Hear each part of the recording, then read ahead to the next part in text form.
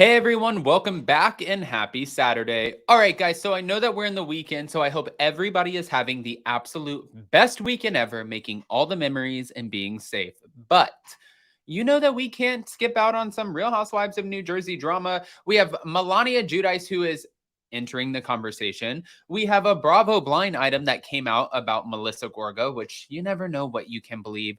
Teddy and Tamra are slamming Jennifer Aydin over Melissa Gorga, and there's more. It doesn't stop. Caroline Manzo has also entered the chat.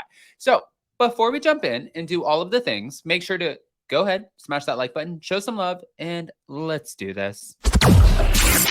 It's time for all your binge-worthy pop culture news. Welcome to Up and Adam.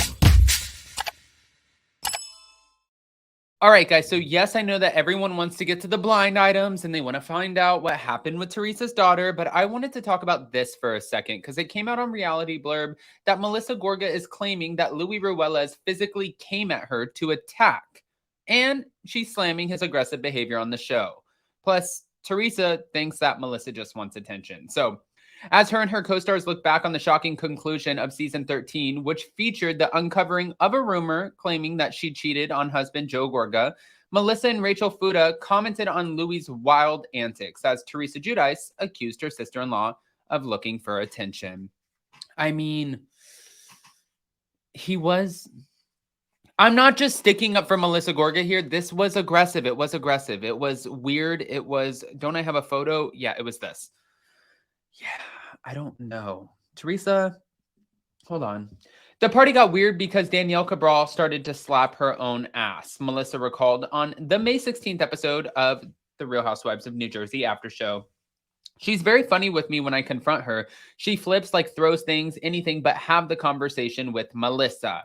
I don't know what just happened with you and Danielle. I'm in the middle of the movie. I can't even decipher what is going on at the party. I don't know why everyone's screaming, and I don't know what's going on down here. It's just mass chaos. Everyone's pissed. That's what Rachel said. So on Tuesday's New Jersey finale, Melissa learned of the cheating rumor against her from Danielle. However, this wasn't the first time that she heard about the cheating rumor. She knew that this was coming, and if you guys didn't catch our interview together, go back and definitely rewatch because Melissa was fully aware that this was coming to the table, so much so that she had like an iconic Housewives. Oh, I knew you guys were bringing this. So here's this, bitch, just like that, which is kind of great. But okay. Now, I see Melissa and Danielle talking alone on the couch, and I see Melissa getting irritated. So I walk over there. I was like, oh God, I'm sure they're talking, and it starts clicking in my head. Something must have happened. This is coming from Margaret Josephs. Understandably, Margaret wasn't happy about the rumor, which was told to Teresa and Jennifer Aydin by her former best friend, Laura Jensen, who named Marge as her source. Margaret comes at me 1,000 miles per hour, ready to fucking attack, and she just went in for the kill, and I was ready for it. This is coming from Danielle. You're not going to talk to me anymore the way that you've been talking to me, and I'm fucking done. I got your number. But Margaret and Danielle engaged in a heated feud, but so did Melissa and Teresa. Like, this did not stop. This was kind of crazy, if you guys remember correctly. She's coming at me, and I'm like, I know what you're trying to do. You want attention. This is coming from Teresa. I'm not giving it to you, and get your hands off me. And I just walked away, and that was it. So Teresa's saying Melissa wanted a moment out of the finale. She wanted attention. She couldn't get it anywhere else, so she came here. She needed me because I am the OG of the NJ. All right. Teresa should be screaming at Jennifer and Danielle and saying, look what the you fucking did. Shut up. That just proves to me she knew about it. That's coming from Marge. Then looking back at Louis' antics against Melissa, she admitted to being fearful after being confronted by Louis. Okay. Louis comes walking by and I was like, oh, you're so proud of yourself, huh? You're calling my husband over to your house to tell him I'm the cheater. All the rumors that I've heard about you that I've never said, and you're making shit up about me. He got red like he was going to attack me. He literally physically came at me, and Nate Cabral had to hold him back. All the men said he was off. He was either on something or he was not in his right mind. He was red as a tomato. He was weird that day. His hands were like this. He was chain smoking. He was holding a cigarette behind his back. He was coming out. He was very aggressive. He was red.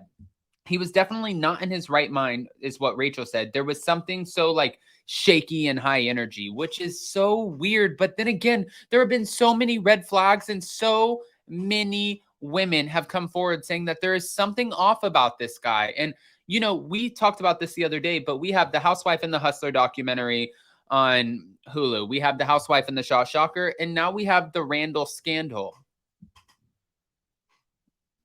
Louis. Is it going to be called Lose It All with Louis? Like, what the? I mean, there's a lot of people who have these sort of ideas of him not being maybe the best person. But guys, I wanted to also tell you that there was a Bravo blind item. I didn't want to skip out on that. In this Bravo blind item, it came from All About the Real Housewives. So I'm curious what or how much there is as far as truth to this. But Melissa and her stylists are known for ordering designer clothing through Net-a-Porter and hiding the tag and returning it after they wear it. I assisted the stylist in the past, and Melissa Gorga could not afford the clothes, so the stylist would encourage Melissa to return the clothes after she wears them. This was for every single designer outfit. She does not keep anything. I mean, who knows if that's true or not. Melania Giudice also is claiming that her aunt Melissa Gorga blocked her on social media.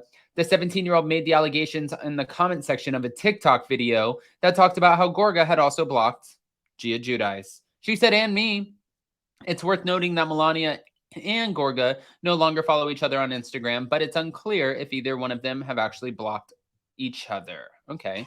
Despite the Giudice's beef with the Gorgas, Melania still follows her cousins, Antonia, Gino, and Joey. However, like Gia, she does not follow her uncle Joe Gorga.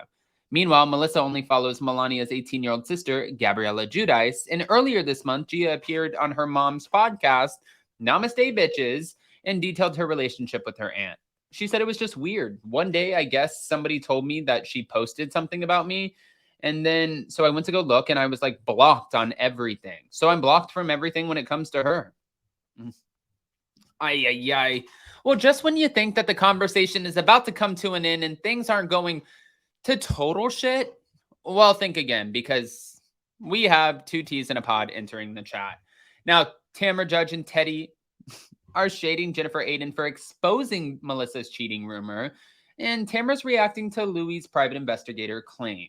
On their Two T's in a Pod podcast, Tamra and Teddy threw shade at Jennifer, saying, regardless of how mad we may be at Teresa or at Margaret Josephs or whoever, whatever potential side you're taking, Jen Aydin decided to bring this on camera.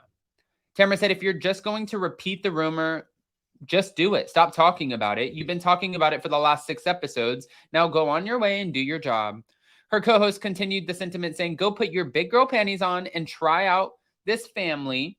You've decided you're doing it, and it is what it is. You've obviously committed that you're going to do it, so do it. Tamra also addressed Louis' revelation that he had used a private investigator, which Bo Dietl came out and said, absolutely not. That did not happen. When certain co-stars were asked what they believe Louis discovered, the castmates denied knowing anything.